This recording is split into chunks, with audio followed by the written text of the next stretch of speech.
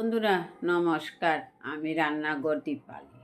বড়দেরকে প্রণাম, ছোটদেরকে ভালোবাসা। আজ দেখুন কি নিয়ে এসেছি আপনাদের কাছে, অবশ্যই দেখাচ্ছি।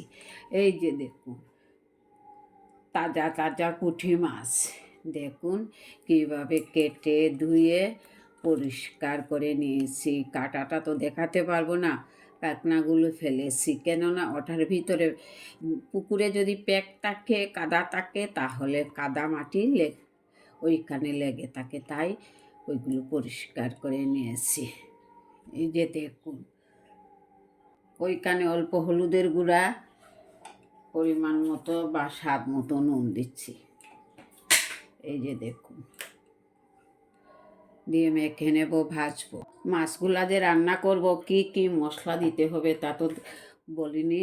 এখানে পেঁয়াজ কুচি, কাঁচা লঙ্কা, 3 কোয়া রসুন দিয়েছি, অল্প আদা দিয়েছি, অল্প টমেটো, তা পেস্ট করে নেব। ওই যে দেখুন, পেস্ট করে নেওয়ার জন্য রেডি করে নিলাম। এই যে একসঙ্গে দিয়ে দেব।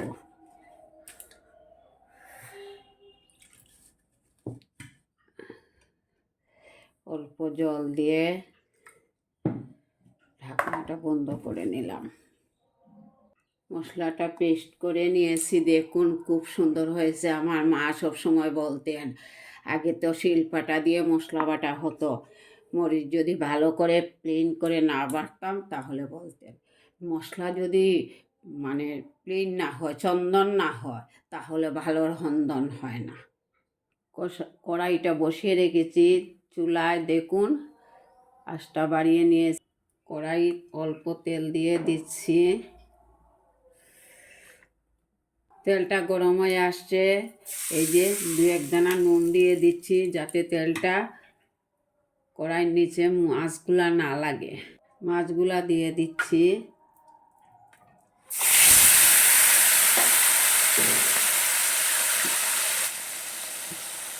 এই মাছগুলো আমার ছোটো বোনের ফিশারির মাছ, জানেন খেতে হেভি টেস্টি লাগে।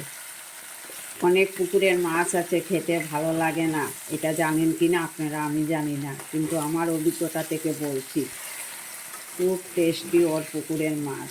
মাছ ধরার পরে গ্রামের মানুষ নেওয়ার জন্য পাগল হয়ে যায়।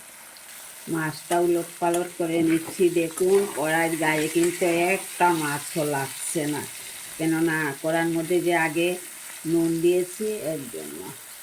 মাছগুলা ভাজা হয়ে গেছে, বেশি ভাজবো না, পুঁটি মাছ তো একদম টান হাতে ভাজলে রান্না করলে খেতে বেশি ভালো লাগে না, যেহেতু এটা পুকুরের সতেজ মাছ, একদম তাজা মাছ, তাতে আর অল্প তেল অ্যাড করব। তেলটা ভালো হয়ে গরম হয়ে আসছে, পুরনে কালো জিরা দিচ্ছি। এই যে দেখুন, পেস্ট করে রেখেছিলাম আদা, কাঁচা লঙ্কা, রসুন, পেঁয়াজ, টমেটো, এটা দিয়ে দেবো এখন। দিয়ে অল্প ভেজে নিচ্ছি। এই যে দেখুন আসছে, অল্প হলুদের গুঁড়া দিয়ে দিচ্ছি, স্বাদ মতো নুন দিয়ে দেব। এই যে দেখুন, নুনটা ভাগটা কম দেব, মাছ ভাজার সময় দিয়েছি। সরষ, ধনা, জিরা কোনো কিছু ব্যবহার করছি না, যেহেতু ধনা পাতা দেব। আর কেন দেব, এই যে দেখুন,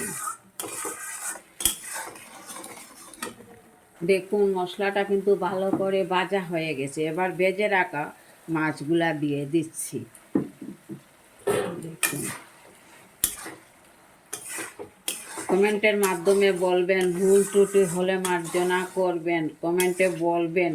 রাস্তাঘাটে যে বৌদিরা মাসিমারা পান সব সময় বলেন, খুব সুন্দর হচ্ছে তো রান্না বাড়া, চালিয়ে যাক।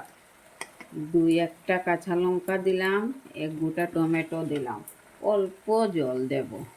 একদম মাখো মাখো থাকতে হবে এটা, এই রেসিপিটা মাখো মাখো, পুঁটি মাছের মাখো মাখো রেসিপি। এই যে দেখুন, এবার ধনিয়া পাতা দিয়ে নামিয়ে নেব। রাস্তাঘাটে পেলে সবাই বলে, খুব সুন্দর হচ্ছে তোর রান্না বাড়াটা, চালিয়ে যা, আমরা পাশে আছি। আপনারা যদি পাশে না থাকেন কি করে চলবে? হয়ে আসছে আমার রেসিপিটা, ধনেপাতা দিয়ে নামিয়ে নেব। পাশে থাকুন, সাথে থাকুন, দেখুন পুরাটা ভিডিও দেখবেন, কেটে কেটে দেখবেন না। বন্ধুদেরকে অল্প শেয়ার করবেন। নামিয়ে নেব, হয়ে গেছে, নামিয়ে নিয়েছি। দেখুন কি সুন্দর হয়েছে আমার এই রেসিপিটা।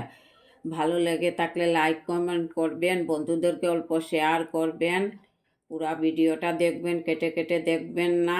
ভালো থাকুন, সুস্থ থাকুন। আগামী দিন দেখা হবে নতুন আরও একটা রেসিপি নিয়ে। কেমন লাগছে কমেন্টের মাধ্যমে বলবেন। নমস্কার বন্ধুরা।